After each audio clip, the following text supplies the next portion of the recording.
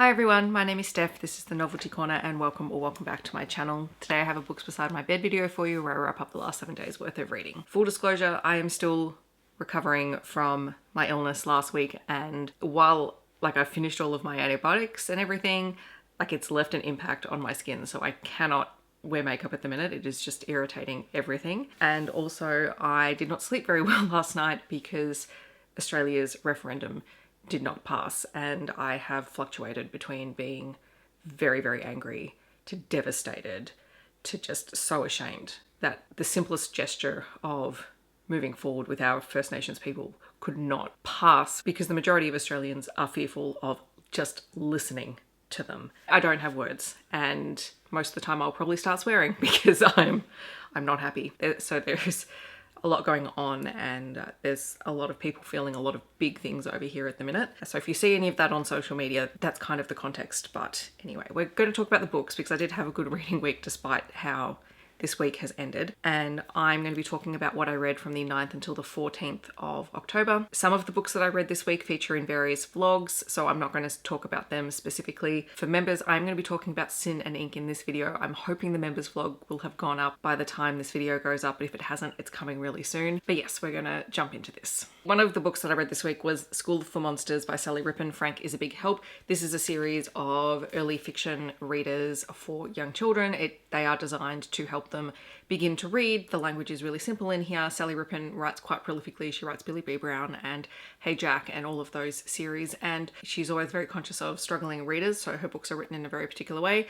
I read this one because it's, great for Halloween, but the series itself seems to be really cool. I enjoyed the characters. I loved all of the artwork in here. It is full color. It's a lot of fun. There is information at the back of the book for how parents and carers can use the book, as well as how to draw the main character Frank, which I thought was a nice addition. Then I read Fables and Other Lies by Contreras, which was delightfully creepy, and it is about two Dominican rival families, both reportedly to have their own kind of magic, who over the course of their history have had a very intertwined sort of rivalry history thing going on. And Penelope has spent quite a bit of time away from her family, and there are things that she doesn't remember about her time living on this island with her family. And when she comes back, because she has been asked to photograph the rival family's old mansion, which has a whole lot of mystery surrounding it, she can't turn the offer down. And that's when she comes across the heir to that family. River is dark and mysterious and maybe a little bit foreboding for Penelope, and the weekend that she returns is a big festival evening. Every year a woman is chosen, and this year River chooses Penelope, and we begin to unravel what happened to Penelope before she left, what River knew about it, and why he has chosen her and is trying to protect her. This has a very gothic feel to it. There is the sense of ghosts and magic. I will say there is a content warning in here for SA, not the hero and the heroine, but it is in here, and there may or may not be a devil deal. And if you know me at all, I love those. I kind of wish this had been slightly longer. I really enjoyed what was going on in this book.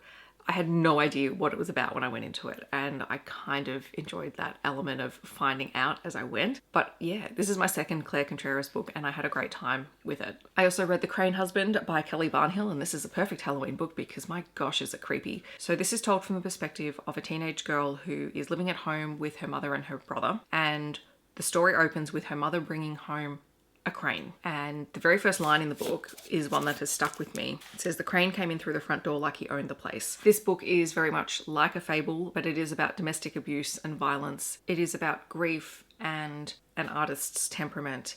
There is child neglect and child abandonment in here, and it is incredibly hard-hitting. It's kind of hard to put into words what this story is, but it's our protagonist explaining what happened when her mother brought home this crane, who is sometimes a crane and sometimes a man. I spent the whole time reading it just having to stop and think about exactly what was going on and where the metaphors and the mythology was woven into it. But Barnhill is really good with words. I was very nervous when I heard that it was from a teenager's perspective, but it was a really fascinating read. Then I read The Plot is Murder by B.M. Burns. This was the group book pick for Noir Apothecary for Black Aweenathon, and I told myself that I was definitely going to read this.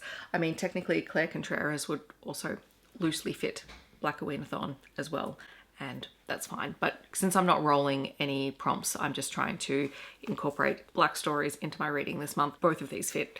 And this is a cozy mystery, and I have not read a cozy mystery in a long, long time. So we have Samantha, who has left her career as a teacher to open up a mystery bookshop. Right before her story is set to open, a man ends up dead in her backyard.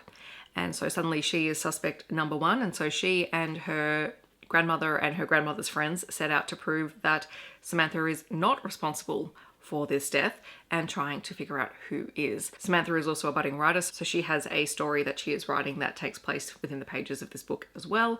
And it was a really fun, enjoyable time. I have not, as I said, I've not read a crazy mystery in a while, so every now and then I like to read one. And of course, Samantha has 2 poodles, and they just reminded me of Benny. And then the last book for this wrap up is Sin and Ink by Naima Simone. This book is one that I've been meaning to read for a few years, but I managed to pick up a signed copy at Rare because Naima Simone was there, and I got to meet her and grab a copy, and I'm so glad that I did. I actually read this and I wasn't sure what I was expecting going into it. I thought I would like it because I'd read the first couple of lines. I thought, oh, this writing style works for me, which is usually the first indication that I'll enjoy a book. And yeah, like this is a really hard-hitting, messy, complex relationship story because our hero Knox is a former MMA fighter who has left fighting after the death of his brother to become a tattoo artist. He's opened up a tattoo shop. The other person who works there is his brother's widow. And Knox has always been attracted to Eden and has never been able to act on it because she was dating and then married to his brother Connor, who died of a brain aneurysm after an MMA fight. And so there are a lot of complex feelings that these two have, and particularly Knox's family, because his mother blames Knox for Connor starting to fight and for dying, and like that relationship is messy and kind of toxic at this point in time. And yet Eden is trying to grow and move on. She doesn't want to be beholden to Connor for the rest of her life. She loved him and she doesn't want to forget him, but she's ready to try and start to stand on her own.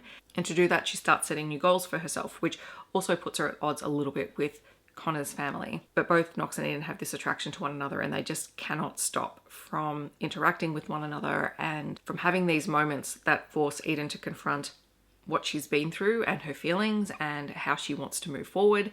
And like it was really interesting to read because you have the complexities of it being a forbidden relationship because she's his brother's widow, because there's a lot of emotional trauma here, and also there's a lot of conflict around MMA fighting and Knox choosing to go back for one more exhibition fight, given that the last fight that he was at, his brother died.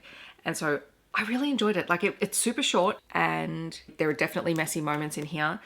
Knox also has 2 other surviving brothers who, even though we don't get to see a lot of them in this book, were fantastic. I really enjoyed this, and the members reading vlog will be out sometime either before this video or in the next day or so. So yes, those are the books that I have read this week. I have a feeling that next week is going to be very review copy heavy because I have Kelly Reynolds' new book.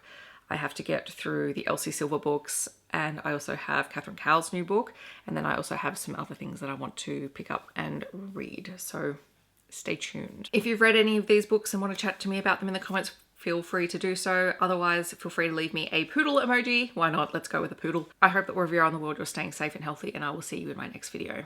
Thanks so much for watching. Bye, everyone.